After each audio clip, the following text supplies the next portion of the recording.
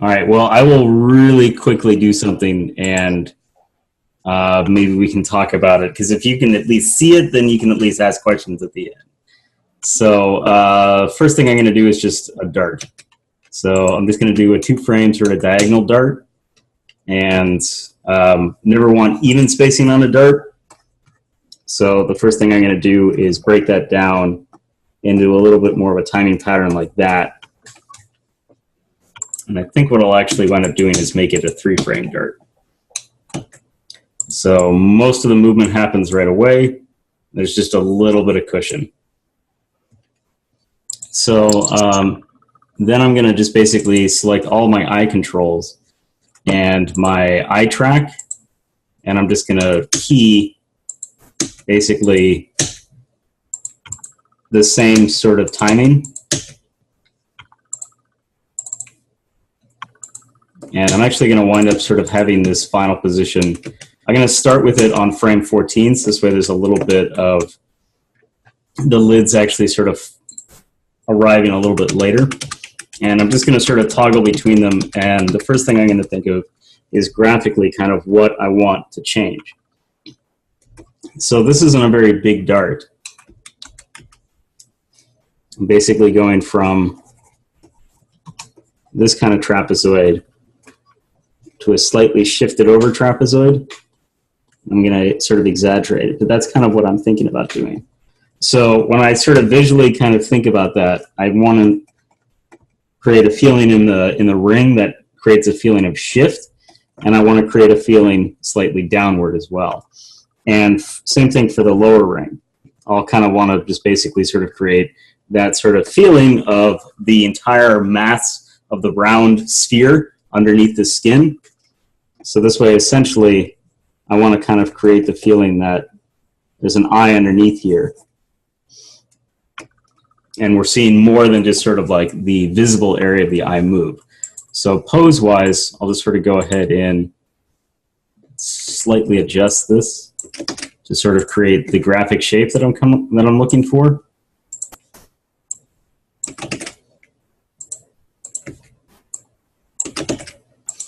And these are all going to be very minor adjustments because the rig gives me something pretty decent right away, just sort of for free, kind of with the eye follow.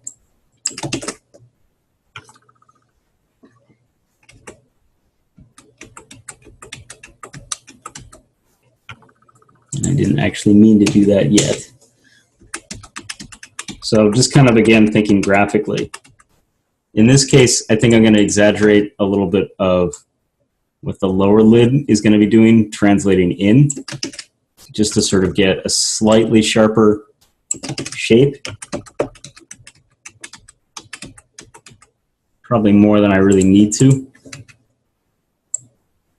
But I'll just kind of make things just slightly bigger for the purposes of the demo. And the main reason I did that was just to sort of make sure that it really feels like a dimensional object moving in space, and I'll sort of be making it kind of feel like the area around the lower lid is affected slightly more to sort of exaggerate sort of like the amount of feeling that the eye actually, like the feeling that the eye is actually moving down, not just left and right. And then in terms of the ring, basically I kind of want to create this, like, because there's not really an expression on this eye or anything, the ring is very much in default. And what that means is the upper lid and the ring basically have the same sort of curvature. And really, we don't ever really want this to sort of happen because we want there to always sort of be some expression on there. But because I'm not animating the brow or anything like that, and I'm just really just sort of taking the rig from default, I didn't pose that first. But what that'll sort of give me the opportunity to do is just like sort of with that trapezoid that I was talking about,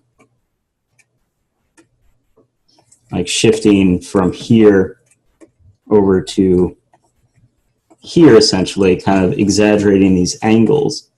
What I'm going to do with the ring is, instead of just shifting them over equally,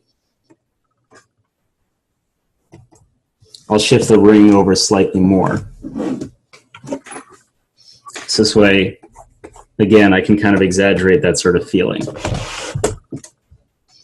So go over to my extreme, just start posing stuff.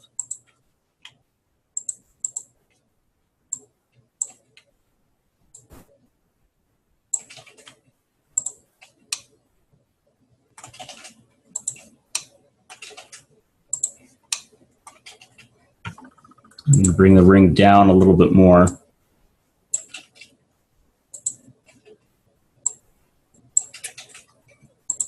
And my lower ring, I'm not going to change quite as much.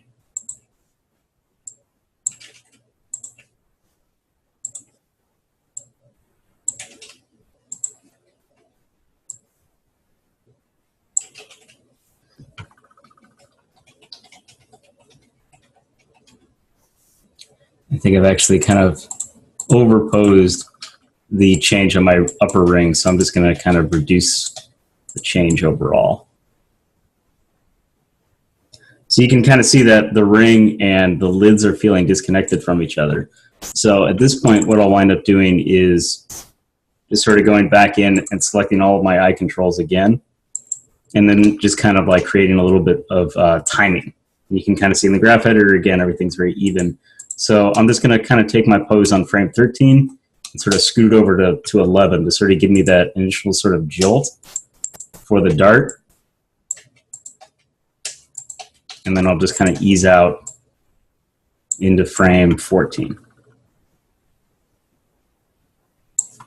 And just sort of make the ring slightly more sharp than the lids.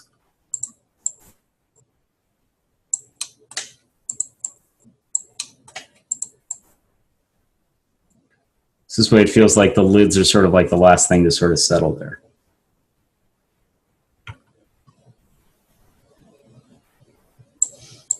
Okay, so, oh, Lily is not in the room. Well, that's no good, so I don't know if she has any questions. Well, okay, that's the demo. Hopefully that's what you were looking for, and hopefully you'll be watching the recording. Okay, there you are. Maybe. No. Well, let me know if this helps. Let me know if you want to go into greater detail or if you have any specific questions. But that's basically kind of how I break it down. I block in the dart first, then I kind of work on my timing, then I just sort of work on my two extremes, and then I kind of create my timing between my two extremes. And if I kind of want to create anything, like this is just how I'll block it out, then I'll sort of do like a next pass on top of this where I'll layer in some overshoots and more organic quality to it. But I kind of want to start with that sort of clean timing first, and then I'll kind of layer in a little bit more of overlap and organicness. And that's going to depend on how tight the camera is anyway. So I will save this and maybe we'll go back to it. All right, so Heather and Janine, do either of you want to go next or first? Heather, you went first last week, right? I think so. I'll go first. Yeah, there we go. Cool. So I think the body is working much, much, much better. So I like the texture of it. I like the performance overall. Just kind of had like a couple, like just sort of when I play it overall, like I kind of feel like the energy is dissipating in the right way. And like it just sort of feels, it feels like he's performing the way that you're like that matches to your reference. So I think all of that is working well. Just gonna go ahead and play it. I am not angry and I don't hate, so just shut up about that, okay? Shut up. I am not angry and I don't hate, so just shut up about that, okay? Yeah, the only thing for me is like I kind of felt like he reacts really quickly to the line that she's saying, like, you know, just admit it. Like, it kind of feels like he's already like reacting as she's delivering the line. So I would just say, like, maybe just get rid of her line whatsoever. So this way, like, you don't, well, it might be kind of nice to hear her. Just so this way, like, you kind of know where the laugh is coming from. Maybe just kind of not having him so downcast, and like maybe just sort of bringing the eyes up a little bit more. Like, when he's got the eyes down, it kind of makes me think that he's thinking about something. So for him to sort of stop what he's thinking about and listen to her, when it kind of feels like he's not quite listening to her because he's not engaging in her, and he doesn't have to like directly look at her, but he can just sort of like, instead of kind of like looking down and away, he can at least sort of be like, sort of like kind of looking at her. So I would just kind of say that's the only thing that kind of threw me performance-wise. So either add like 6 frames at the beginning, or just kind of not have his eyes so far down. Kind of just treat him more like he's like, if she's essentially right here, instead of kind of like looking right at her, he can just sort of like be looking at her shoulder or something. This way he's not like 100% engaged with her, but he's not disengaged from her. So a little bit more time would probably help the most, because it sort of feels like this is kind of happening right as she's finishing her line. Like, he's already blinking as like she's kind of like halfway through admit it.